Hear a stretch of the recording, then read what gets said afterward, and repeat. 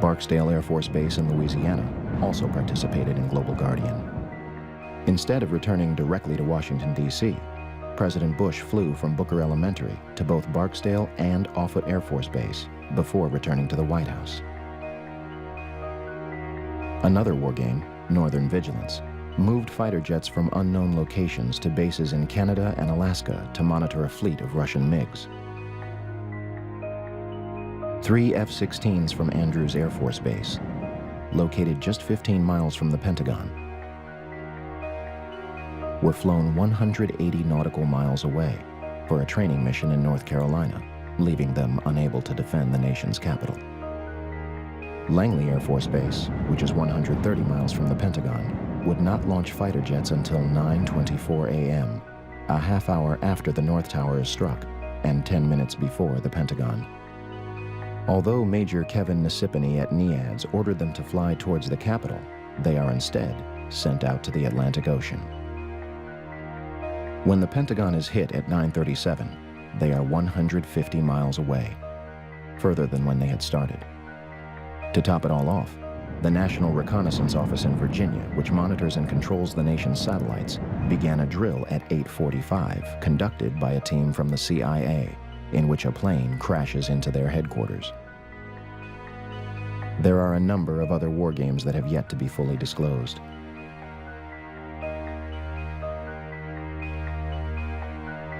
So, let's review.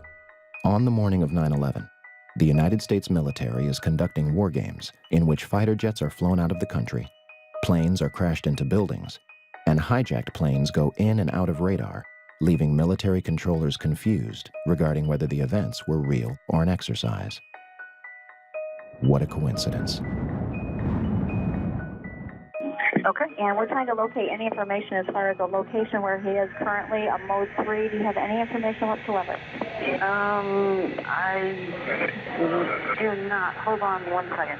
Here, let me hold on. You heard that, right? Yep. You. Yeah, cold choking on top. Huh. Come on, New York.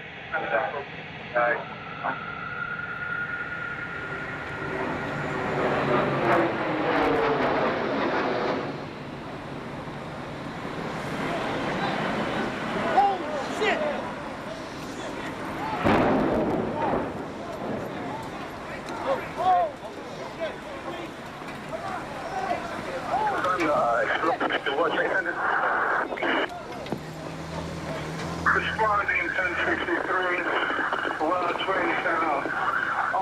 Listen, Central, be advised from our location now, I see heavy smoke coming from the building of the World Trade Center. At this time, I advise you that you send them a...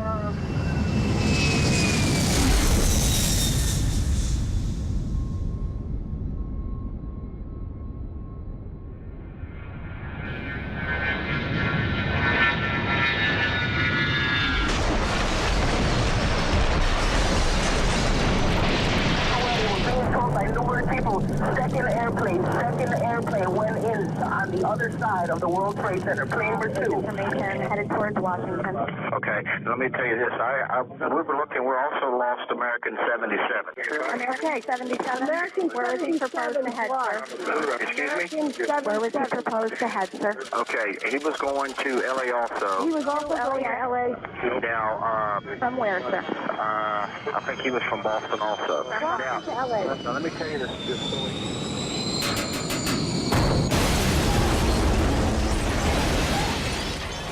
9:37 a.m., Arlington, Virginia.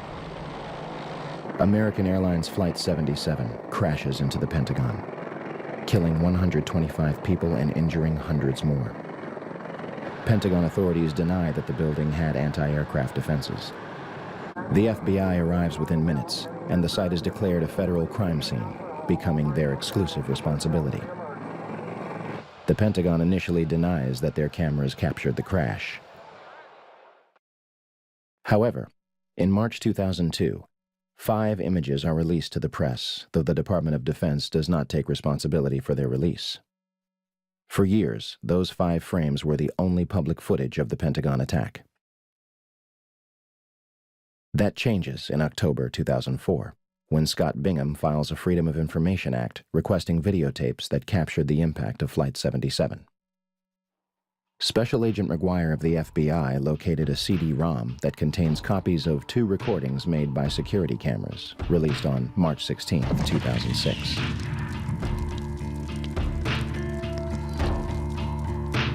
A video taken from a Citgo gas station, which is open only to Pentagon employees, released on September 15, 2006. And the Doubletree Hotel in Arlington, Virginia, released on December 7, 2006. As of this date, we still have no clear images of what happened at the Pentagon on the morning of 9/11. The official story goes as such. American Airlines Flight 77 was taken over by 5 hijackers led by Hani Hanjour. Hanjour entered the United States in 1996 to become a professional airline pilot, though he did not complete a single course. On the morning of 9/11, Hani and his 4 accomplices traveled to Dulles International Airport outside Washington, D.C. They had spent the past weeks at the Valencia Motel in Laurel, Maryland, 6 miles from the National Security Agency.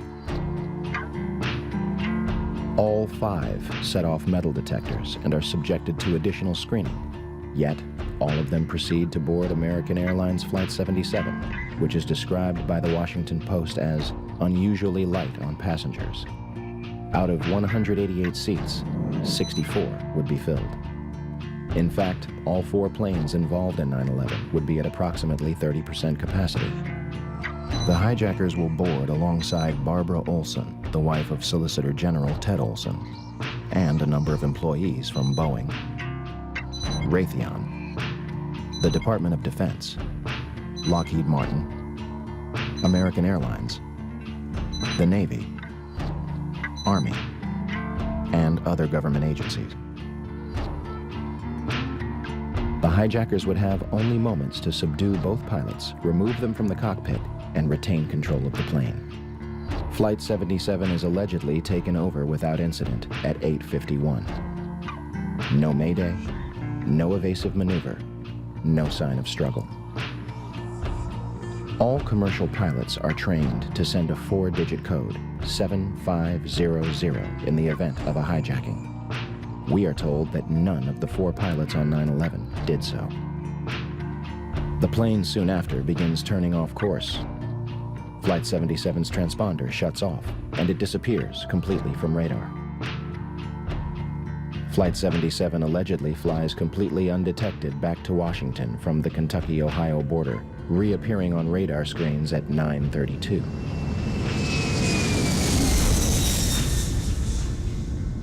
Had Hani Hanjour wanted to inflict maximum damage, all he had to do was nose down into the roof of the Pentagon. Instead, he begins a complicated 330-degree turn, dropping 7,000 feet and exposing himself for an extra 3 minutes while executing a maneuver described by experienced pilots as nearly impossible. In essence, an amateur pilot who was unable to control a Cessna in August 2001 executed this nearly impossible maneuver in a 757 with skilled precision a month later. Flight controllers at Dulles International Airport were convinced that the plane was a military aircraft. Todd Lewis is working radar at Dulles Airport. One of my colleagues saw a target moving from the northwest to the southeast. And it was just a countdown, 10 miles west. And she notified the supervisor. 9 miles west. But nobody knew that was a commercial flight at the time. Nobody knew that was American 77. What did you think? It was a military flight of some kind? I thought it was a military flight. I thought that Langley had scrambled some fighters and... It was almost a sense of relief. This must be a fighter. Maybe one of them got up there. It was really moving fast. It was moving very fast, like a military aircraft might move at a low altitude. This must be one of our guys, sent in, scrambled to patrol our capital. The 757 allegedly descends over a Sheraton Hotel, Navy Annex, and Citgo gas station before crossing Washington Boulevard. 5 light poles are struck and knocked out of the ground. One reportedly strikes a taxi. Flight 77 manages to hit the only section which was reinforced to withstand